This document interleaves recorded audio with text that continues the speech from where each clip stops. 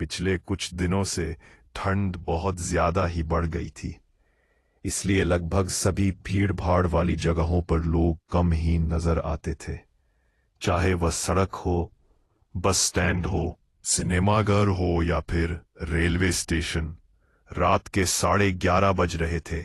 Station पर अपनी train के आने का इंतजार कर रहा था।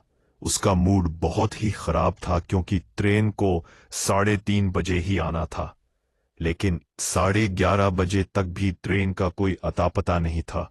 वह कई बार पूछताछ केंद्र पर भी पता करने गया, लेकिन हर बार वहां बैठे रेलवे के स्टाफ ने बोला कि धुंध के कारण अभी तक कोई सूचना नहीं मिली है।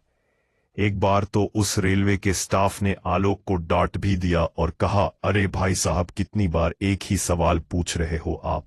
देखिए, ट्रेन आने की सूचना हमें मिलेगी तो अनाउंसमेंट हो जाएगा ना। आप बार बार यहां आकर हमें परेशान मत करिए। बहुत ही छोटा स्टेशन था वो, इसलिए ना तो कोई अच्छा सा वेटिंग रूम था वहां और ना ही बड़ी दुकानें। हर ओर खामोशी ही खामोशी नजर आ रही थी। बस कुछ कुत्ते दिखाई दे रहे थे। उन पर भी शायद इस कड़कड़ाती ठंड का असर हो गया था, इसलिए वे भी चुपचाप खुद को समेटे हुए पड़े थे। आलोक कभी उन कुत्तों को देखता, कभी खुद को।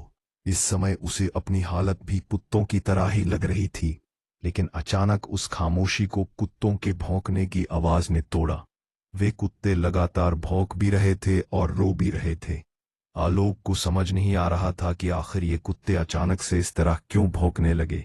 वो इस प्रश्न का उत्तर ढूंढने की कोशिश कर रहा था। तभी उसके कानों में रेलवे के अनाउंसमेंट की आवाज आई कि उसकी ट्रेन 2 नंबर प्लेटफार्म पर आने वाली है। आलोक उसी प्लेटफार्म पर खड़ा था, इसलिए उसे ज्यादा टेंशन नहीं हुई।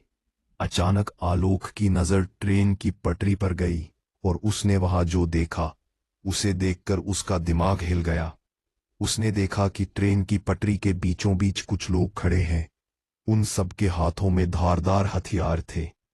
यही नहीं, उनमें से 2 लोगों के हाथ में तो कटे हुए सिर भी थे। एक आदमी के हाथ में लड़की का कटा सिर और दूसरे आदमी के हाथ में एक